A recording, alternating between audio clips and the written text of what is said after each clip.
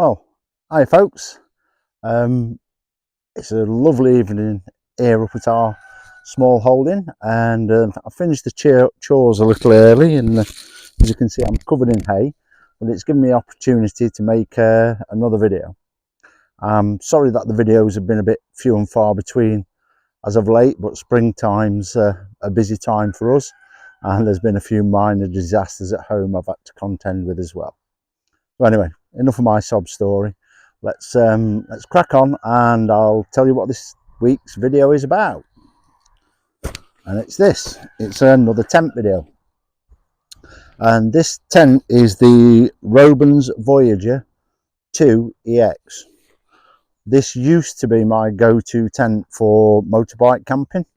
Never used it for backpacking or anything, it's a little too large for that, but for motorbike camping it gives you plenty of room in like the vestibule area to store gear, and believe it or not, in the Helinox style chairs I can sit in there in bad weather. So it's the Robens Voyager 2 EX, EX standing for the extension, which is the porch area. So what we'll do is I'll reposition the camera and we'll get this baby put up, shall we?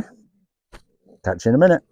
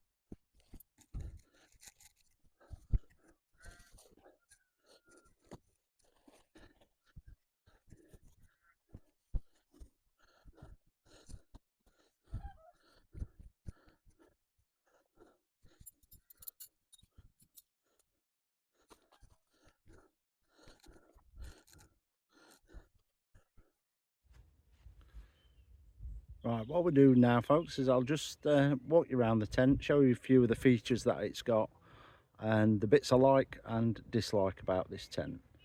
So we'll just flip the camera around and we'll have a closer look at this tent, shall we? The one thing I can say about this tent is that it's a very stable tent in the wind and bad weather. At the moment I'm only holding this up with 4 pegs and it's staying up. I've not pegged it out fully because it'll be coming straight back down, but when you do peg it out fully, there are 3 guy lines on either side of the tent, and there's a guy line at the rear at the vent, and there's also 2 guy lines on the front. This is a double entry tent. There is a doorway here at the front just below the vent with a storm flap, which is a doorway I tend not to use, if I'm totally honest with you. I tend to prefer using this side door, and then you can stash all of your sort of belongings up, if you look at my shadow, into this bit up here. And then that you're actually got space then at the tallest part of the tent to sit in one of those Helinox style chairs, as I said earlier. I would class this as a very good 3 seasons tent. Pegged out correctly, I don't know whether you could use it as 4 seasons, but I'd definitely risk it. It will go really low to the floor if you peg it out and tighten all the straps. I know on windy nights I do tend to cinch it down close to the ground, but as it's set up now, it's a little bit high in ventilation. One of the features I really love about this tent is the way you put the poles in. There's 3 poles and they're colour coded. If you look here on the end of the pole sleeve, this black band, the poles have a black end, so you put black to black. And if you look at the one centre pole, that's got a red band, so it's black either end, red in the centre.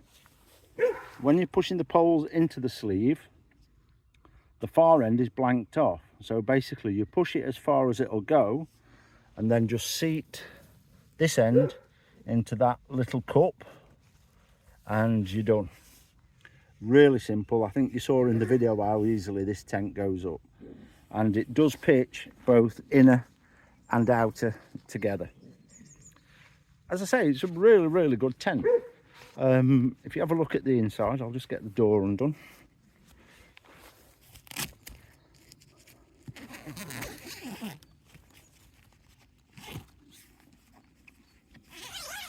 Good quality zips on this, and it has got quite a fine, and it is mosquito proof, midge proof in Scotland as well, a very fine fly mesh door on it as well.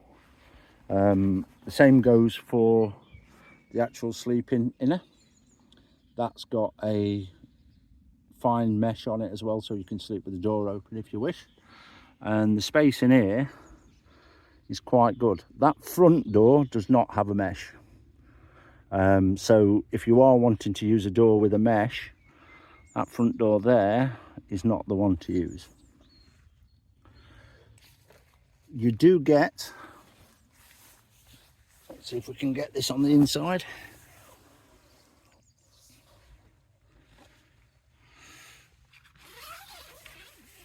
You do get a very large opening area, and when you've got the door fully open, I hope you can get this on camera. Let's see if I can rearrange the camera to get a view. When you've got the door fully open, that stows into this little pocket here to keep it out of the way and to keep it from always getting caught and everything. Quite difficult to do one-handed, but it has got a little door for stashing it. And the lovely yellow colour inside is something I like. I'm not sure why, I just do. I've always found the ventilation in this tent to be adequate rather than excellent, and I have on occasions had some condensation on the inside. You do get a gear line in the roof that is adjustable for tension, so you can actually really sort of get that quite taut, so when you're hanging things it doesn't drag everything down. The inner tent is removable, just these eyelet type fixings. But I've never had need to remove it, and there is quite a bit of clearance between the inner and outer to save you getting contact dampness. When you've got the guy lines on, this bit at the top will have more of a clearance. As I say, I find it a really good tent. I'll just get out so as we're not cramped. I find it a really good tent. The dog's going to see what's in the tent. I'm 6 foot, and as I say, there's plenty of room in there for me. It is 2-person, but I class that as a 1-person tent, particularly when motorcycle camping. The only reason I stopped using it, and it is the only reason I stopped using it, is I find it hard to get in and out of the sleeping bag. I prefer the side opening sleeping compartments where you can just unzip your bag, basically fall into it, zip it up. With this, when you crawl in, you either have to try and turn around inside quite a small area to get into your bag, or you have to try and sort of work your way in to the sleeping area feet first. And I always found that a bit of a ball ache. Sorry, excuse the language. A bit of a chore to do at night, especially after you've had a few bevies. The other thing I like about this is that the poles are very short sections, which means it's got a very short pack length, and I could get this inside a motorcycle pannier. A lot of tents these days tend to have longer pole lengths and fewer sections, whereas when they designed this, they really did think it through and gave it short pole sections. I'll just grab the bag and I'll tell you what the actual specifications of this tent are. So the pack size is 46 centimeters long, 19 centimeters diameter. It's got a 5,000mm hydrostatic head, and the poles are 7001 aluminium 9mm. The weight from memory is 3.2 kilograms, which for a decent motorbike tent isn't particularly out of the way. So I don't think there's much else to tell you about this tent, folks. Well, I'm not sure if this is going to work, folks, but we'll give it a try. I just thought I'd get in the tent and lay in it as though I was camping for the night, and with shoes on, I'm around 6'1", 6'2", and as you can see, plenty of length. I'm not really touching the bottom of the tent, and my head is just inside the door. And if I move to one side, you can see there's plenty of room to have gear stashed at the side of you should you so wish, without you really pressing on the inner tent and causing any issues. I'm just being attacked by a dog, Luna. Right, sorry about this, folks. I don't know if you can see this, but I'm being mauled. Yeah, as I was saying, there's a better view. There's a better view of the porch area with a Labrador for scale. So yeah, there's plenty of room in there. I mean, you could easily fit 3-4 Labradors in there. The camera work is a bit shoddy on this because I'm constantly being battered by dogs. But yeah, there's plenty of room in the vestibule area to sort of shelter in bad weather. Right then, folks, let's have a quick roundup on my thoughts on this tent. I really did like this tent, all bar that one issue with the sleeping compartment. It's a very robust tent. It's been in some seriously bad weather with me, some very, very strong winds. I can remember once I was in Croatia and the wind was absolutely blowing a gale. And the tent was stable as anything, absolutely stable, and gave me no worries through the night. And as a matter of fact, I think I had a very good night's sleep and was surprised to wake up in the morning and see some of the surrounding damage. The vestibule area, as I say, is great. It's on a par with my current tent, which is the MSR Hubertor one, in terms of space in the vestibule.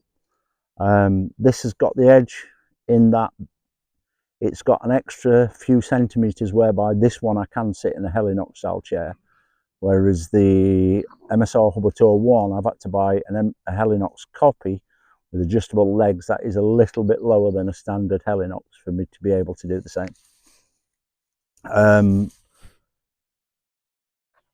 The real selling point for me when I bought this tent was the pole lengths.